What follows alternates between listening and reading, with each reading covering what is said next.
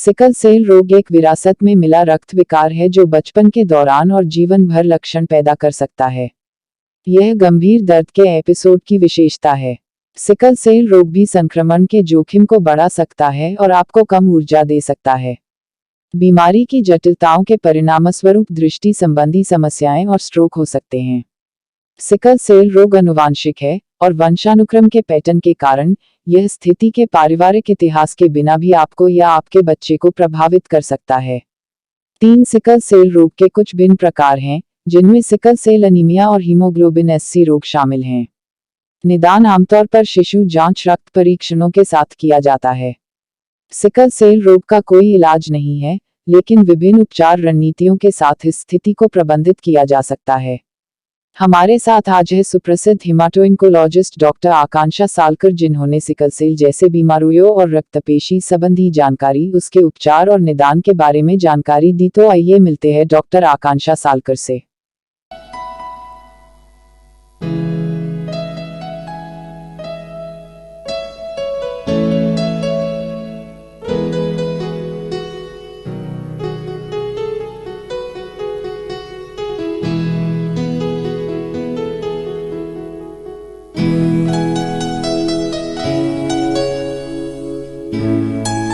Afternoon everybody, मेरा नाम है डॉक्टर आकांक्षा सालकर। मैं एक कंसल्टेंट हिमेटो-ऑन्कोलॉजिस्ट हूँ।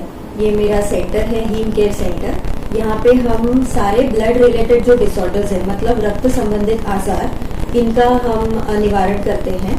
और हमारे यहाँ पे एक डायग्नोस्टिक लैब भी है जहाँ पे हम सारे एडवांस्ड हिमेटोलॉजी टेस्ट सब करते हैं और रूटीन ब्लड टेस्ट भी हम करते हैं। हमारा सेंटर यहाँ पे सक्करदरा स्क्वायर पे एवरेस्ट आर्केड बिल्डिंग में फर्स्ट फ्लोर पे है। रक्त विकार हमारे खून में 3 टाइप्स के ब्लड सेल्स होते हैं। एक सफेद पेशी मतलब WBCs, एक लाल पेशी मतलब RBCs और प्लेटलेट्स। सो हमारे रक्त विकार इन तीनों के ऊपर बेस्ड होते हैं।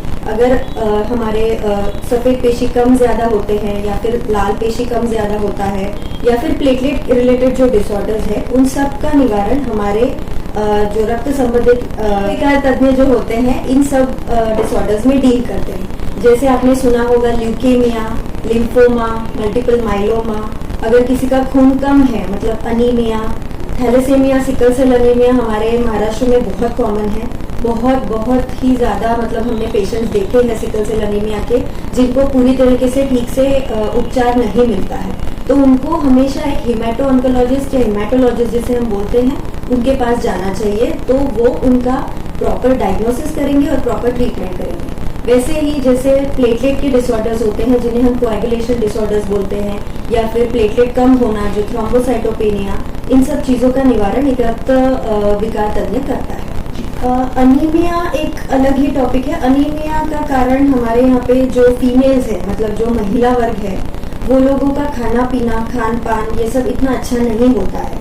जो लोग मतलब हमारे यहाँ पे ऐसा ट्रेंड है कि पहले पूरा परिवार खाएगा उसके बाद महिला खाएगी, तो जो बचा हुआ होता है वही महिला खाती है और वो साधारण तरीके से अपने हेल्थ की तरफ बिल्कुल ध्यान नहीं देते हैं। इसके वजह से उनको न्यूट्रिशनल अनीमियाज होते हैं, जैसे आयरन डेफिशिएंसी या मेगालोब्लास्टिक। और थैलेसेमिया और सिकल सेल एनीमिया ये तो जेनेटिक डिसऑर्डर्स है, मतलब जो हमारे फैमिलीज में जीन्स के वजह से जो प्रॉब्लम्स होती है उसके वजह से होने वाली डिसऑर्डर्स है। तो ये हमारे महाराष्ट्र में, विदर्भ में बहुत कॉमन है। थैलेसेमिया, सिकल सेल एनीमिया बहुत बार बच्चों में प्रेजेंट होता है। बच्चे जो नॉर्मल बच्चे जो चीजें कर पाते हैं, जैसे खेल कूद, पढ़ाई में ध्यान देना, ये सब वो बच्चे नहीं कर पाते। ज्यादातर थकना, कुछ थोड़ी देर खेले तो उसके बाद वो लोग थक जाते हैं। बार बार बीमार पड़ना, बार बार सर्दी खांसी, ये सब बहुत कॉमनली उनको होता है। और फिर धीरे धीरे जैसे उनका डिजीज प्रोग्रेस होता है, जैसे एडवांस होता है, तो फिर उनका पेट में जो तिल्ली होती है जिसे हम स्प्लीन बोलते हैं वो बड़ी होने लगती है, तो उससे रिलेटेड उनको प्रॉब्लम्स होते हैं। उनमें गॉल ब्लैडर में स्टोन्स आते हैं, उनमें पीलिया मतलब जॉन्डिस बहुत कॉमनली होता है। तो ये कुछ तरीके हैं जिससे हमें पता चल सकता है कि अपना बच्चा बीमार है और इससे हम किसी रक्त विकार तज्ञ को दिखाएं। पहले तो हम रूटीन जो कंप्लीट ब्लड काउंट होता है वो देखेंगे। अगर उसमें हमें पता चला कि आधी से ज्यादा चीजें हमें उसमें पता चल जाती है, फिर कंफर्मेशन के लिए हमारे पास हीमोग्लोबिन इलेक्ट्रोफोरेसिस जो HPLC से आजकल होता है, जेल टेक्नोलॉजी से होता है, बहुत एडवांसेस उसमें भी आ गए हैं, तो हम वो सब करके उनका हम निदान कर सकते हैं। 4 तो मतलब सिकल सेल में एक हम ड्रग यूज करते हैं हाइड्रोक्सी यूरिया, जिनको सिकल सेल डिजीज है हम उन लोगों को ये देते हैं, और उससे क्या होता है जो हीमोग्लोबिन कम होना या बार बार बीमार पड़ना, हाइड्रोक्सी यूरिया ये सब चीजें कम करता है, लेकिन it is not like the final treatment. इन बच्चों को अगर हमने बोन मैरो ट्रांसप्लांट किया तो ही उनका पूरी तरीके से उपचार हो सकता है। ऐसा कुछ नहीं है, हमारे महाराष्ट्र में बोन मैरो ट्रांसप्लांट बहुत सारे जगह पे होता है, हमारे नागपुर में बोन मैरो ट्रांसप्लांट बहुत जगह पे होता है। वो यही है, महंगी तो होती है बट बहुत सारे ऐसे गवर्नमेंट के भी प्लेसेस हैं, आजकल एम्स में हो रहा है, एम्स नागपुर में भी हो रहा है। तो अगर आपको प्रॉपर डॉक्टर बराबर सलाह दे तो ऐसा इम्पॉसिबल कुछ नहीं। मेरा संदेश यही है, अगर आपके बच्चे को ये बीमारी हो रही है तो ये आपसे ही हो रही है बच्चे को, मतलब मदर और फादर का अगर हमने स्क्रीनिंग किया तो हमें पता चलेगा कि दोनों को ट्रेट है, इसीलिए बच्चों को डिजीज हुआ है। तो ये कोई छूत की कोई उसमें गुंजाइश नहीं है, वो बच्चे को मेडिकल हेल्प चाहिए, आप प्लीज उन्हें दें।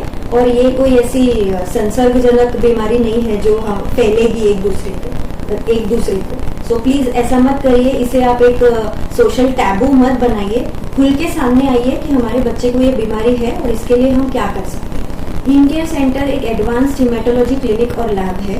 यहाँ पे मैं OPD बेसिस पे पेशेंट्स देखती हूँ रिलेटेड टू हीमेटोलॉजिकल डिसऑर्डर्स, और हर हीमेटोलॉजिस्ट को अपने केसेस खुद इवेल्युएट करने की हैबिट होती है, तो उसी तरीके से हम एक्सपर्ट होते हैं इस फील्ड में, तो हम हमारे पेशेंट के सारे इन्वेस्टिगेशंस यहीं पे कर लेते हैं, जैसे ब्लड रिलेटेड इन्वेस्टिगेशन हो या बायोकेमिस्ट्री हो या फिर कोई भी एडवांस्ड जैसे हीमोग्लोबिन इलेक्ट्रोफोरेसिस, और ये सारे जो टेस्ट हैं वो हम हमारे ही सेंटर पे करते हैं।